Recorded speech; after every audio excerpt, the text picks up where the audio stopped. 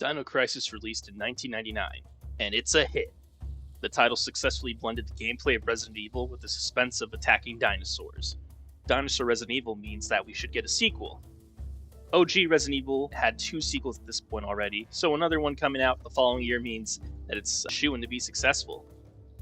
Jump forward to 2011-ish, or maybe it was 2010. Anyways, I get my hands on this game because I heard so many good things about this franchise. At this point, I did not play the original. That wouldn't be for another 2 years, or 3. I popped the disc into my PS2 and watched the excitement unfold. Wait, this doesn't feel like a horror game with dinosaurs. That's a lot of raptors attacking those soldiers. Oh, they're just all dead? I immediately stopped playing. Not that I hated what I saw, but rather because I felt I needed to play the first game before I moved on to this one. I got around to playing the first game, then just didn't pick up this game for years. Fast forward to 2019, and I decided to finally play this game again. A year after Dino Crisis 1 and the consequences of Third Energy rears its ugly head, a science facility and an entire town nearby are swapped in time. Regina and a platoon of specialized troops travel in time to rescue the survivors. Things go south almost immediately.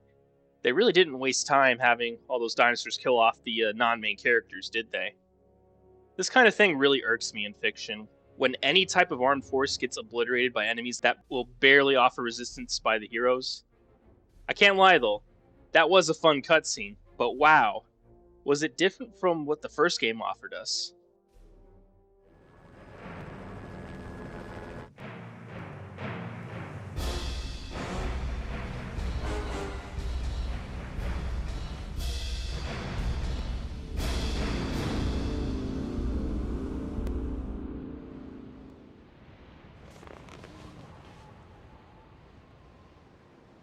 Sorry I'm late.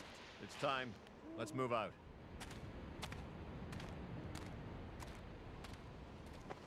What about Cooper? Forget him. Time's up. I was still surprised by the change in genre. Dino Crisis 1 had less combat than Resident Evil. Its focus on puzzles was very apparent. You had to play smart, strategic, and concise. The dinosaurs were quite the force to be reckoned with for a good reason. The basic raptor alone didn't go down so easily.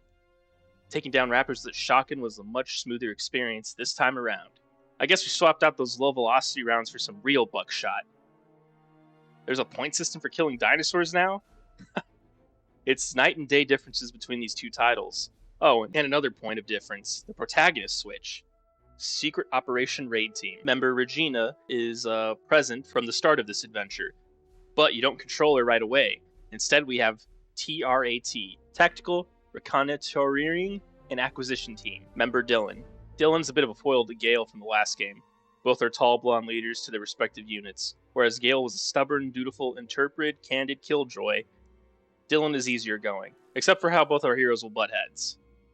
That weapon definitely suits a tracker, but I prefer to go in this way. See ya, Mr. Barbarian. Hey, the name's Dylan. Call me that when you need some help, okay?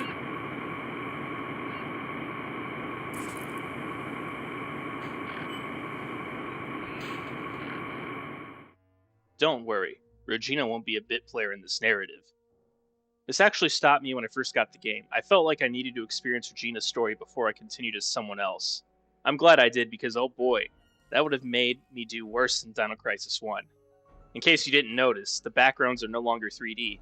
Capcom decided to go with pre-rendered backgrounds like Resident Evil. They probably went this direction to create jungle environments. Turok Dinosaur Hunter did it, so I think they were just being lazy.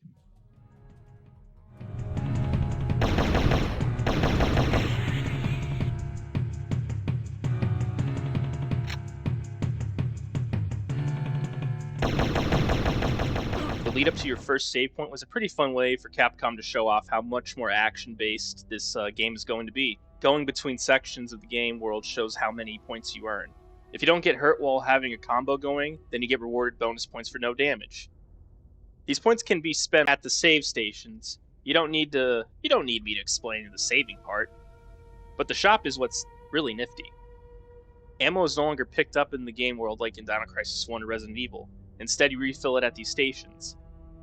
Health items can still be found in the game. But you can buy them too. Go figure.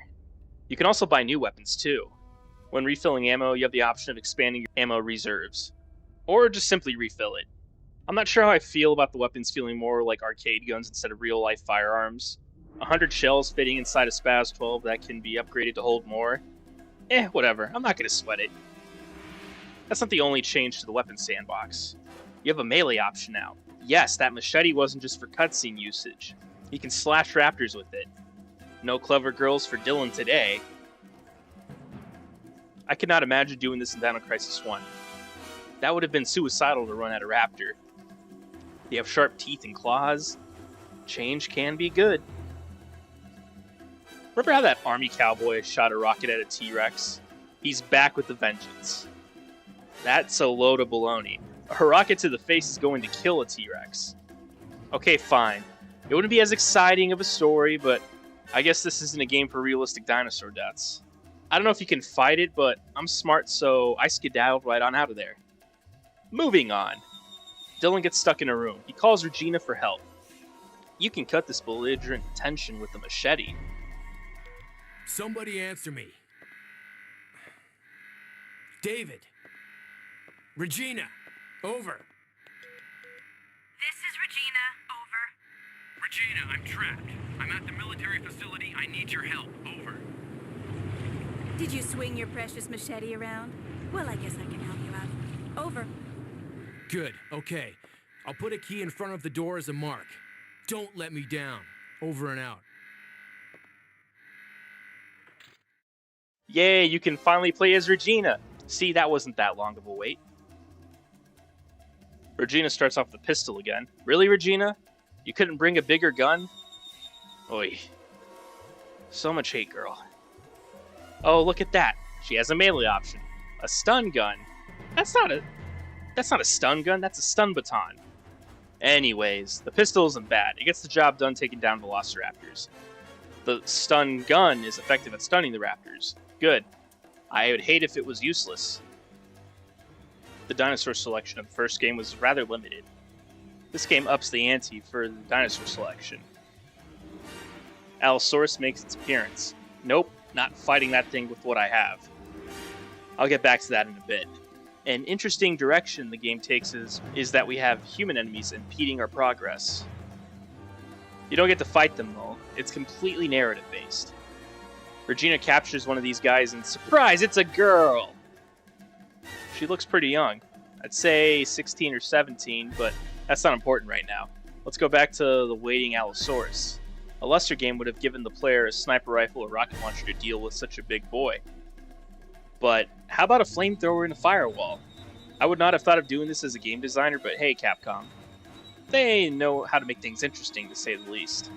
For better or worse. Surprisingly, the flamethrower is effective with fighting this big beast. Its use was more for dealing with these poisonous flowers that were blocking your path, though. When you get to the next save station, you get your hands on dual SMGs. This forfeits your ability to use a sub-weapon, but the advantage is firing in two different directions. Handy for the Pteranodons or a pack of raptors. I was jealous of Gale's AR in the last game. Good on Regina to go with something full auto this go-around. Regina rescues Dylan and both return to the boat with the mysterious teenager. The plot thickens when our heroes discover their time machine engine was sabotaged. To make matters even odder, the girl has a strange fixation on Dylan, like she knows him or something. Back to playing as Dylan. You think you're a real dinosaur hunter? Get on my level and hunt this Allosaurus with a machete. On the quest to find the battery, you simply fight hordes of raptors for the most part. Another returning Dino Crisis 1 dino that has been creeping around is the Compy. Interestingly, the Compies don't attack you like they would in the first game. Filling the small annoying pest is the acid-spitting Oviraptor. I hate these guys. They're not hard to kill, but they love to jump around and drop-kick you. How do they spit acid anyways? What's up with that? More originality than just regurgitating the Jurassic Park Dilophosaurus, I suppose.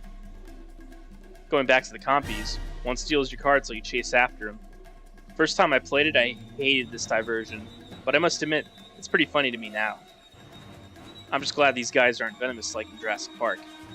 That would really grind my gears if there was a poison mechanic. Once that's taken care of, you find the battery, but also a file. The file says that the masked youth might be from another time. Interesting. Very interesting. Will this lead anywhere? I guess we'll find out later.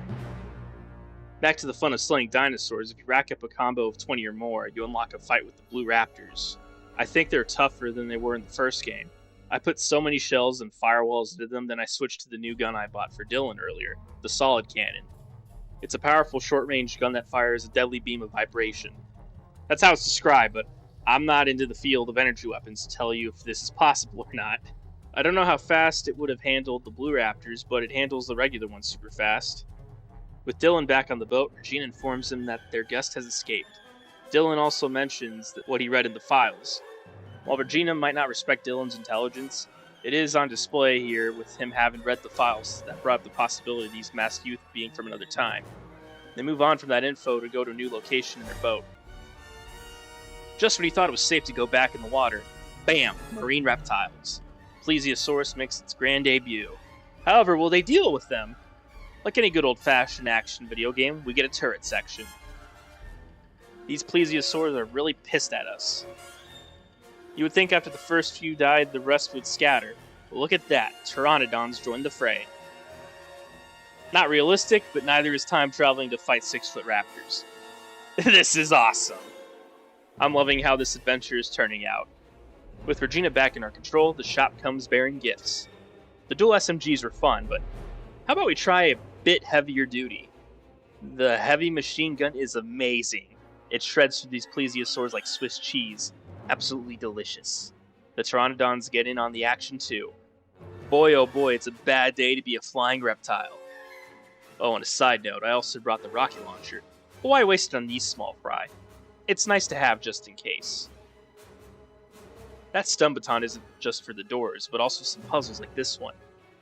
This puzzle leads into one of the scarier moments in the franchise if you have thalassophobia. Yep, that means an underwater section. The diving suit you find comes with a needle gun to deal with the mosasaurs. If you've seen Jurassic World, then you might be wondering why these mosasaurs are so small. My conjecture is that they're juveniles. If the needle gun isn't enough for you, then you can buy an underwater grenade launcher to battle these fearsome beasts. There are no adult mosasaurs. What you will encounter to fill in the boss niche is a plesiosaur. If you have thalassophobia, then you have my condolences. This part of the game is probably like your worst nightmare. Dylan and Regina meet up again to trade quips. Welcome back. How's the water? I don't recommend the diving in this resort. That's when they get a call from David. If you don't remember who that is, he was the cowboy trap bro who gave the T-Rex a nasty scar. He calls to let our heroes know that he found the survivors. Great news! What's also great news is the new toy I get for Dylan. The anti-tank rifle is a beauty of a gun. It downs raptors in a single shot. Allosauruses in 4. Rick's FAL not being obtainable really irked me back in Dino Crisis 1, but this gun is way better than the FAL. It appears to be a mocked-up Walter WA-2000. I do have to give credit to this game. The rescue team went in knowing they would fight dinosaurs. Last game was something akin to Splinter Cell turning into Carnosaur really fast. Speaking of facing prehistoric life, the game throws a curveball. Instead of fighting a standard prehistoric reptile that isn't a dinosaur, you come face to face with an Innostrovensia. I don't think I said that right, whatever. An Inno. It's a creature from before the dinosaurs. It's tough, so using your heavy ordnance is a must here. They operate kind of like turtles. Get them on their back to make them vulnerable. Then bam. Out of the caves and you get placed in another unique scenario. Regina and Dylan tag team across the cargo area, while one of them stays in the turret and the other moves. The one who's on the ground has a flare gun to signal where the other needs to shoot. Pretty nifty. Our heroes get through the turret onslaught to come across a recent massacre. In the middle of it all is a dead baby Triceratops.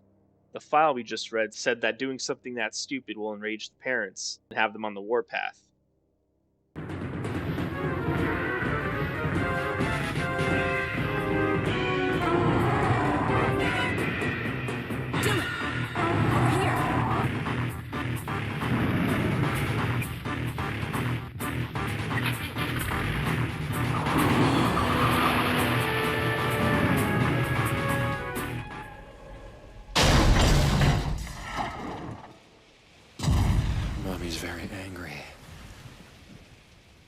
Surprise, it's a car chase with an angry Triceratops. Similar to the boat ride, we have to shoot this angry dino chasing us. People assume that plant eaters are more docile than meat eaters. That's such a silly notion. Do you know how many deaths have been caused by modern-day herbivores? More cows have killed people than sharks.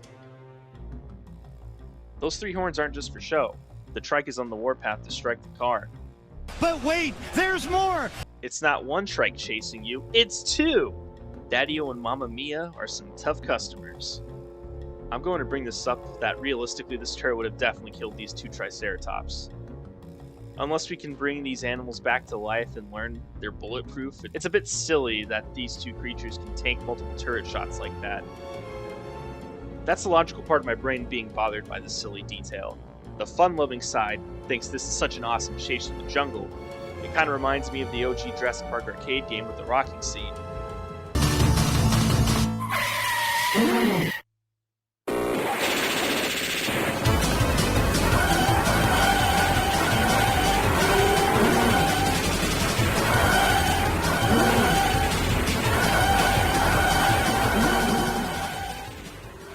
Regina does an oopsies while driving. Seriously, girl? Really? This felt so out of character for Regina to do. I guess if this didn't happen, then we wouldn't witness the peak that was about to take place.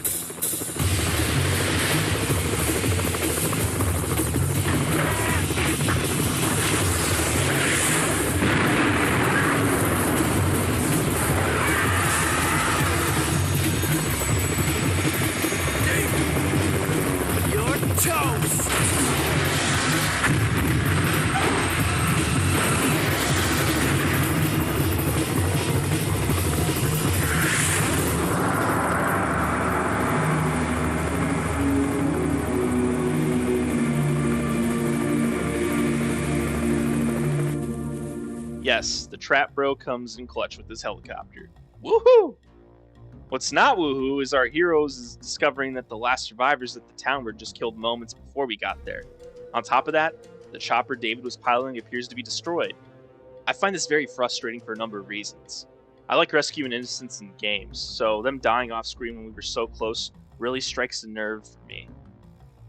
The chopper being destroyed off screen feels like a big cop-out. I get that we just had a big vehicle chase already, but a cutscene tying the 2 scenes together would have sufficed. With the rescue mission being cancelled, it looks like the gang need to repair their time machine and go back to the present. The next major action set piece did cheer me up at the very least. Not only does this game have tank controls, but you control a tank! Facing off a T-Rex in a tank was not on my bingo card at dino hunting. I'll add it on there for next time. No, I won't go over the realism of the scene. I enjoyed it from the start to finish. You can't kill the Rex with your tank, it merely gets knocked out for a bit. The mystery girl reappears to defend Dylan from one of her cohorts. That necklace looks important. Regina shows up after the chaos. Great timing, dude. Dylan recognizes the necklace, though. This necklace belonged to my sister who passed away. What? This can't be possible. It looks so much like the one my sister used to wear. What do you mean? Well, I was a very different person before I joined the army. Just a worthless street thug. At the time, I was in a gang, and one day our rivals forced their way into my house. I wasn't home, but my mom and sister were. And they were... well, they're gone. And after that, I joined the army, and have spent every day trying to make up for the past. Come on, let's go back to the patrol ship. We have no business here now. I found a gas mask over there. We could use it to get into the deadly poison zone in the jungle. Let's go.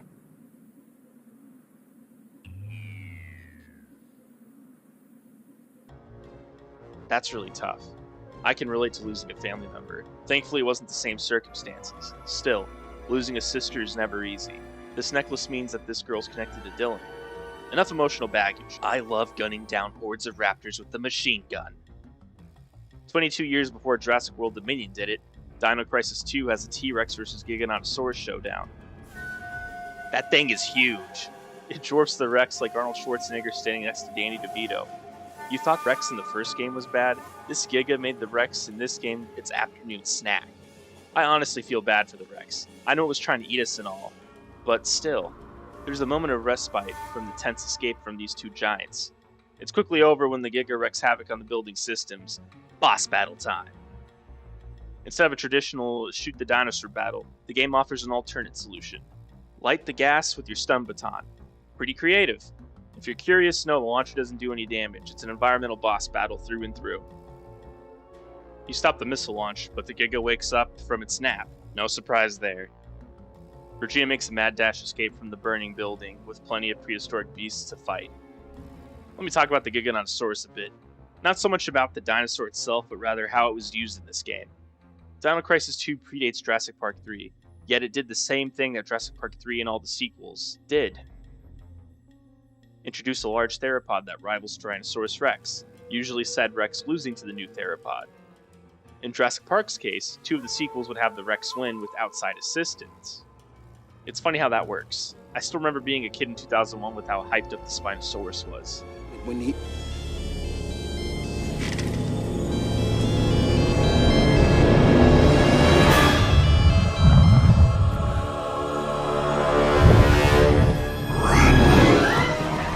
Regina meets back up with David and Dylan. They go down the river, but they are stopped by a gate. The D&D bros decide to open the gate. I would have expected to be the one on the gate or standing next to David as he opened the gate. Nope, it's a sniping section. I really like David. Of course I'm going to protect him at all costs. Too bad the game says he has to die. By an Allosaurus, really? And in that way? David had a rocket launcher. Regina could have also saved David too. This is like Tom dying all over again. He could have been saved. Rest in peace, David. You had too much drip for this cruel dinosaur world. No, seriously, like, if you have a dinosaur story and you don't have a guy with a cool hat, you're kind of slacking. Jurassic Park 1 and 2 had it. David's sacrifice to push Dylan into the river has him wash ashore right into the plot. That blonde girl asks Dylan to follow her in a weird way, like she doesn't know how to talk. Yippee, an escort mission. You gotta have one of those in your video games, don't you know? The girl leads you to a super advanced high-tech facility. Don't worry, there's plenty of dinosaurs to shoot. Once inside, you read files that clear things up. To sum up, you learn that the masked strangers were kids who got injured by dinosaurs, so they were placed in pods to heal. The pods were designed for dinosaurs, so the kids lost the ability to speak. The other file explains why the dinosaurs are here. You haven't been fighting in the distant prehistoric past, but in the distant future. Great Scott. I know, this is heavy. Dr. Kirk's third energy created timeline instability that threatened humanity's evolution. To ensure that this wouldn't happen, the dinosaurs would be placed into the far-flung future temporarily until the anomaly passed or could be fixed. Then they were returned to their proper time.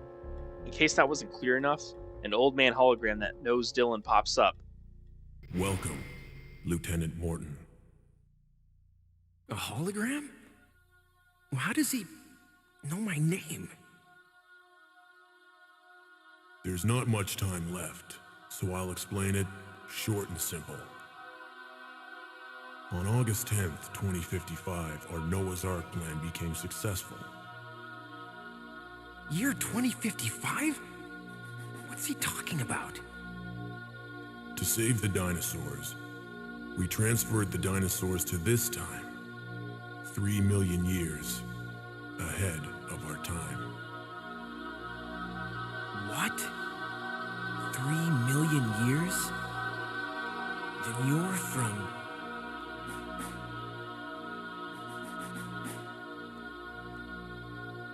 But there was another accident when we were about to go back. The gate disappeared and we were stranded in this time. Then this is the future. There was no way for us to survive in this world, where dinosaurs now rule. We, the remaining survivors, hurried to recover the gate. But it's too late now. My wife, Julia, was killed by the dinosaurs. And my loving child, she was hurt. Badly. Paula. Paula.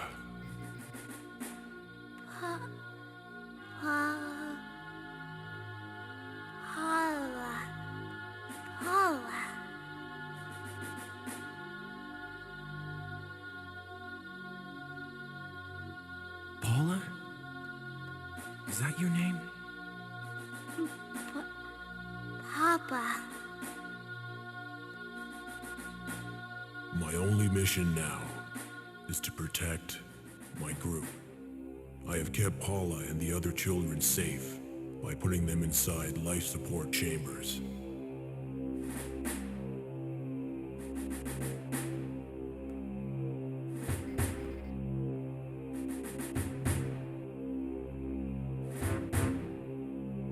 Please, take the children back to your time. And now, I should introduce myself.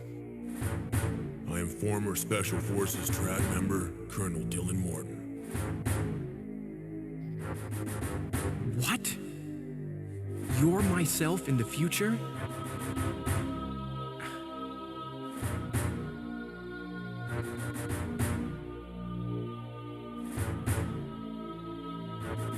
Then you're my... Papa. We don't have much time left. There's a gate behind the door. You can use it to return to your time.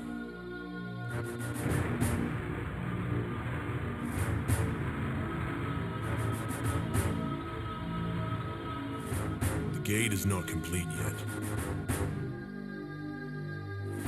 You'll be able to use it only once.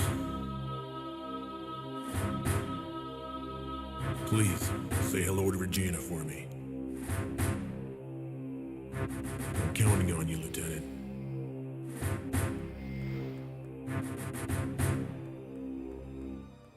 Wow, so much info. Wild. Poor Dylan. He just had one of the biggest bombshells of info dumped onto him. The blonde girl is his daughter, and his future self needs him to save her. If you can't tell, it's Endgame. If your dinosaur story doesn't have the titular dinosaur in the endgame, then you might be doing it wrong.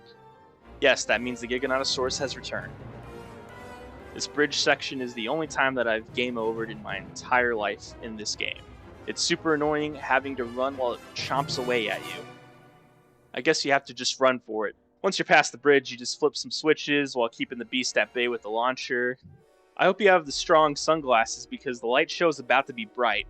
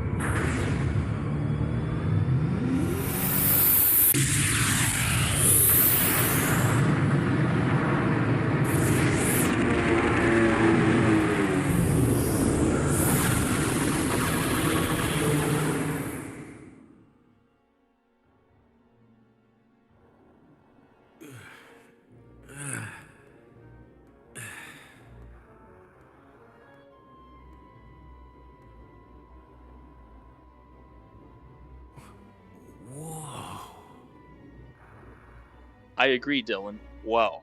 Final cutscene. What wacky way are we going to end this?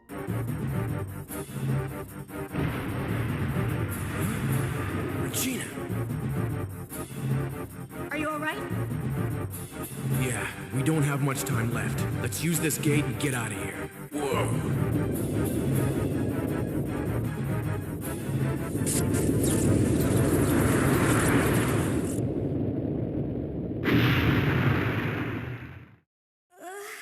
Paula!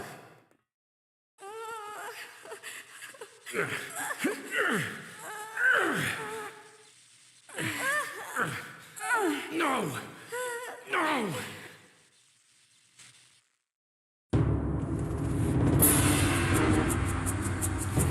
Papa. Paula. Dylan, don't go now, we'll never get back.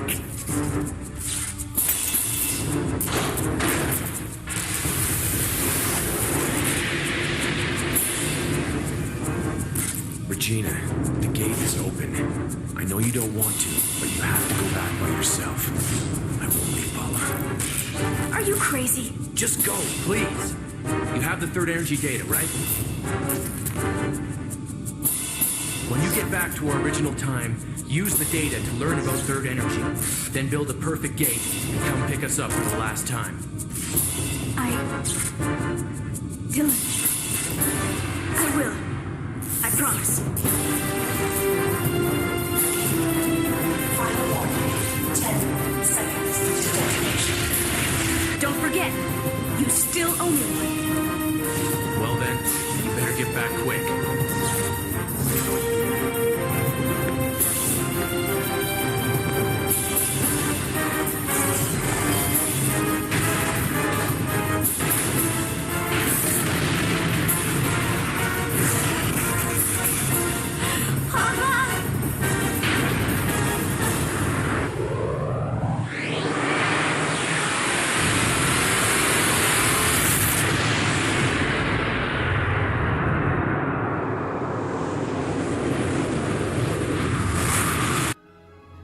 Wait, hold on a second. What? That's how the game ends? Dylan and Paula die? You can't just end the game like that. With time travel being involved, this ending can easily be rewritten. There's also the time loop theory to consider. Dylan met his future self a few minutes before his fight with the Giga. If we're operating under time loop rules, then Regina was successful in her mission. That still doesn't excuse Capcom ending the game like that, especially when the sequel doesn't continue the storyline offered. At the very least, the endgame score implies that Dylan made it back. Not that it means much. Cool, I got a B. Just like the last game, this one offers some cool side modes to play. Dino Coliseum, huh? Would you look at that, Rick and Gale are playable. I wanted to play as them in the last game. Glad I get my chance here. I'm surprised David wasn't a playable character in the lineup. Major missed opportunity, Capcom. Oh, on a side note, let me talk about that. Missed opportunities. I think this game could have been a co-op title, with how Dylan and Regina, work together, but I guess they would have to delay it until the PS2, but still, there was potential there. Especially that turret section just had me thinking, man, these two didn't really need to be separated from the campaign, but I digress. Okay, so I unlocked 2 new modes, Coliseum and Duel. I don't have a player 2 for Duel, sadly. I won't go over it, but I hear it's like a fighting game with dinosaurs.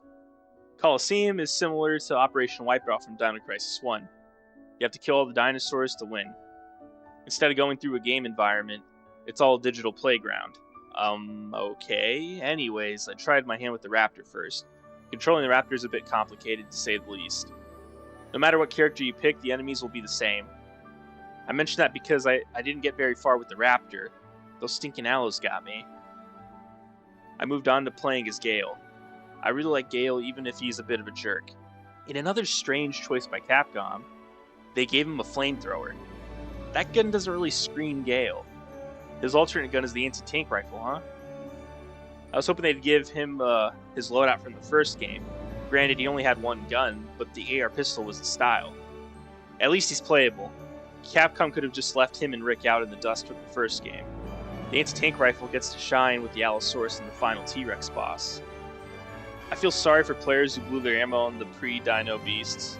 B rank, not bad. I tried out the tank next. Like I mentioned before, the enemies don't change and neither does the arena. I have some thoughts, but let me hold my tongue on that until the end. The tank wrecks and earned me an S-rank trophy. Sweet. Next up is Rick. He gets the solid cannon that fires the energy blast. It would have made more sense for him to have the anti-tank rifle since he had the marksman rifle in the first game. But, Rick does get the firewall and chain mine. Overall, not a bad loadout for Rick, but it's just not his style.